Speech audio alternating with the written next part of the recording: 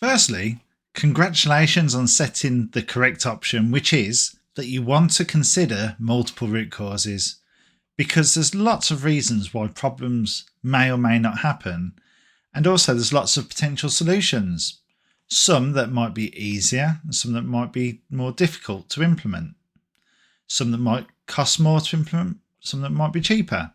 So by analysing them all, you'll get to the best solution for your business.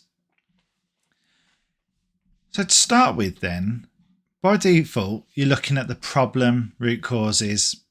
You can then switch over to the escape point, which will then allow you to look at the root causes for why did the issue escape your business?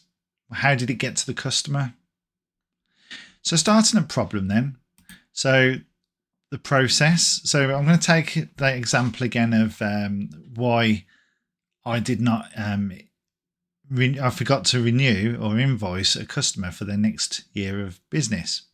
So process. So we've got was it an SOP issue? Was it written down that I should do it? Part of the process was missed during the weekly reviews.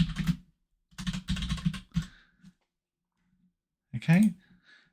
What else? If I had my team around me, I'm sure they'd be able to give me more suggestions. So then we have our materials. So not so useful in my case. I'll move on to the next one. People.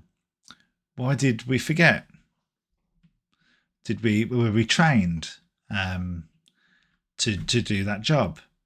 So it could be that. Working too quickly. So yeah, we just skipping through those customers and we was working too quickly and we didn't think to look. The place or environment. So is there anything about the environment that we're working in that contributed towards it? And in this case, I don't think there was. Equipment. So we've got our software tool that we don't use. So the software did not highlight the expiry.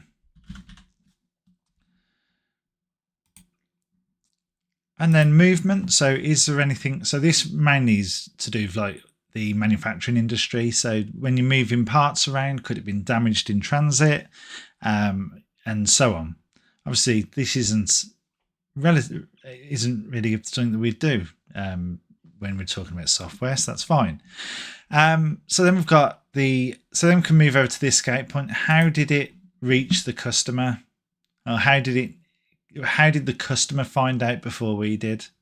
Well, in this case, it didn't. So I'm not going to look into that at the moment, but that's there mostly for the automotive industry. Like, why did this part get out of our factory in the condition it did? So once we've completed this sort of fishbone or Ishikawa, it's just missing the title in the middle.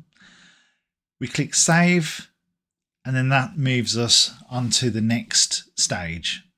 We can see there that we've got 4 potential root causes.